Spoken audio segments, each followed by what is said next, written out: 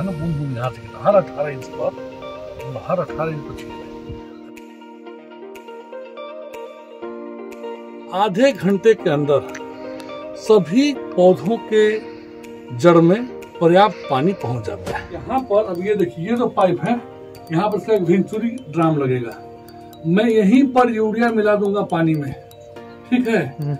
और मेरा फर्टिगेशन, ये अभी हम ड्रिप इरिगेशन कर रहे हैं, अब हम ड्रिप फर्टिगेशन शुरू करेंगे। फर्टिलाइजर भी हमारा ड्रिप के पाइप से जाएगा, तो लेबर कॉस्ट को घटाएगा, हर पेड़ तक हमको जाने की आवश्यकता नहीं है।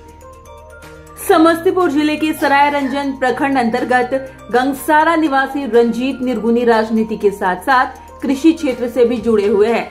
परंपरागत तरीकों से खेती के बदले वो वैज्ञानिक विधि से खेती कर रहे हैं। उन्होंने लगभग 1.5 बीघे जमीन में वैज्ञानिक विधि से G9 केले की खेती की है। रंजीत निर्गुणी ने समस्तीपुर टाउन से खास बातचीत में अन्य किसानों को सरकारी योजनाओं की जानकारी एवं किसानों की आमदनी दोगुनी करने पर भी चर्चा की। उन्होंने अपने G9 केले के बगान में ड्रिप सिंचाई का जाल बिछा रखा है। दिल्ली विश्वविद्यालय से अपनी पढ़ाई पूरी करने के बाद वर्तमान में एक राजनीतिक दल से जुड़े रंजीत निर्गुणी कृषि क्षेत्र से भी खासा लगाव रखते हैं।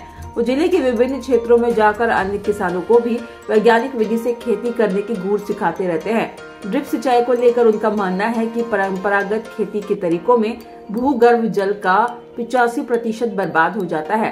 किसान ड्रिप सिंचाई पद्धति को अपनाकर पानी की बर्बादी को रोका जा सकता है। पानी की कमी से जूझते किसानों की कृषि लागत घटाने के लिए प्रधानमंत्री कृषि योजना के तहत ड्रिप सिंचाई को बढ़ावा दिया जा रहा है। इससे पानी की तो बचत होती ही है, सिंचाई का भी खर्च कम हो जाता है और किसान का लाभ भी बढ़ जाता है। इसको लेकर केंद्र सरकार के द्वारा किसानों को 90% तक की सब्सिडी भी दी जा रही है। उन्होंने बताया कि केले की G9 प्रजाति की खेती से किसान पारंपरिक केले की तुलना में 5 गुना अधिक आमदनी प्राप्त कर सकते हैं। इस प्रजाति की कई खासियत भी है। G9 प्रजाति के पौधे लैब में तैयार होते हैं और पौधे के मजबूत होने के बाद इसे किसानों को उपलब्ध कराया जाता है। पहली फसल 12 से 13 महीनों में और दूसरी फसल 7 से 8 महीनों में ही तैयार हो जाती है। उन्होंने कहा कि केले की खेती करना काफी लाभप्रद है। वो समस्तीपुर जिले के किसानों को केले की बागवानी के लिए जागरूक भी कर रहे हैं। समस्तीपुर टाउन के जरिए रंजीत निर्गुणी किसानों को कुछ टिप्स दे रहे हैं। आइए सुनते हैं। देखिए, ड्रिप इरिगेशन जो है, आप सबसे पहले देख रहे हैं ड्रिप का जो मतलब है कि ड्रिप अपने आप में कहता है बूंद बूंद पानी। तो ड्रिप इरिगेशन यानी कि हम पानी का एकदम संतुलित प्रयोग करते हैं, उतना ही पानी का प्रयोग करना है खेत में जितने की आवश्यकता है। और उसको हम देखिए, आप एक मशीन लगा है, उसके जरिए पूरे खेत पे आप देखेंगे लेटरल बिछा हुआ है और इस लेटरल में हर 18 इंच पर छेद है और आप देख सकते हैं कैसे उससे ड्रॉप बाय ड्रॉप पानी आता रहता है। आधे घंटे के अंदर सभी पौधों के जड़ में पर्याप्त पानी पहुंच जाता है। 1 से 1.5 लीटर जो है वो हर पौधे में पानी आधे घंटे 40 मिनट में जो है पहुंच जाता है। वहीं दूसरी ओर यदि हम फ्लड इरिगेशन या जनरल बोरिंग से इसको पटाएं तो एक एक पौधे में लगभग 50 से 75 लीटर 100 लीटर पानी तक भी आकर के निकल जाएगा। तो आप समझिए कितना बड़ा क्वांटम ऑफ वाटर हम मिसयूज करते हैं। तो मिसयूज ऑफ वाटर इसमें बचता है। आने वाली पीढ़ियों के लिए हम जल स्तर को बचा कर रखते हैं। मैं हमेशा कहता हूं कि ड्रिप इरिगेशन महज सिर्फ किसानी के प्रयोग के दृष्टिकोण से न देखकर उसको किसानी प्लस आने वाली पीढ़ियों के लिए जल को बचाने के एक सार्थक और सकारात्मक प्रयास के रूप में ड्रिप इरिगेशन का प्रयोग करना चाहिए। ड्रिप इरिगेशन के लिए भारत सरकार जो है वो 90% सब्सिडी किसानों को दे रही है। उदाहरण के लिए यदि ये 1.5 बीघा का खेत है और इसमें मेरी लागत लगभग 1,05,000 रुपये आई और पूरा बिल हमारा 1,27,000 रुपये का बना, तो 90% का मतलब ये हुआ कि गवर्नमेंट का शेयर काट करके मेरा शेयर 10 से 11,000 रुपया बना और पूरे कॉस्ट पर जो GST है 12% वो मिला करके 1.25 लाख के लिए मुझे उनको 25,000 रुपये देना पड़ा। तो ऐसे में सरकार भी, केंद्र की सरकार इसलिए भी ड्रिप इरिगेशन को बढ़ावा दे रही है। इससे किसानों के जीवन में सुगमता आती है, आपका लेबर का प्रॉब्लम घटता है। आप एक बटन दबाते हैं और 40 मिनट में आपके सभी पौधों के अंदर पानी चली जाती है। दूसरी तरफ कि जल का स्तर का बचना ये सबसे बड़ा, और शायद इसीलिए भारत सरकार इस ड्रिप इरिगेशन को लेकर के, भारत सरकार हो या बिहार सरकार हो, ड्रिप इरिगेशन को लेकर के इतनी गंभीर है। और इसको अप्लाई करने की प्रक्रिया बहुत ही आसान है। आप ऑनलाइन अप्लाई करते हैं और विदिन 8 to 10 डेज वो आपके खेत में कंपनी आकर के इसको लगा के चली जाती है और आपका एक पैसा खर्च नहीं होता है, सिवाय आपका जो किसान का शेयर है। इसमें इस बागान में किस प्रकार के केले लगाए गए हैं? देखिए, हमारे ये जो केला है ये G9 केला है, ग्रेड 9 बनाना है। और अभी ग्रेड 9 बनाना पूरे देश में और मिडल ईस्ट कंट्रीज में बहुत ज़्यादा डिमांड में है, कारण कि डिसीज फ्री बनाना है। और ये महाराष्ट्र में एक जगह जलगांव है, मूल रूप से ये जलगांव का ही एक ब्रीड है और ये टिश्यू कल्चर पर रेस किया गया बनाना है। और G9 बनाना की मार्केटिंग भी बहुत ही आसान है, क्योंकि ये स्पॉटलेस बनाना होता है, जिसमें बहुत ज़्यादा आपको दाग वाग देखने को नहीं मिलेगा, बशर्ते कि आपने समय समय पर इसमें जो आवश्यक छिड़काव का काम है वो किया है, जो ऑर्गेनिक मैन्योर्स देने हैं वो आपने देने का काम किया है। और जो बिहार सरकार है, बिहार सरकार का जो उद्यान विभाग है, वो G9 बनाना को प्रमोट करने के लिए किसानों को ये G9 बनाना का जो सैपलिंग है वो भी 90% सब्सिडी पर देने का काम कर रही है। लगभग 17 रुपये का जो 18 रुपये का जो कॉस्ट आता है वो बिहार सरकार महज 1 रुपये 70 पैसे में देने का काम कर रही है। लगभग कितने पौधे होंगे इस बागान में? इस बागान में 1760 पौधे हैं।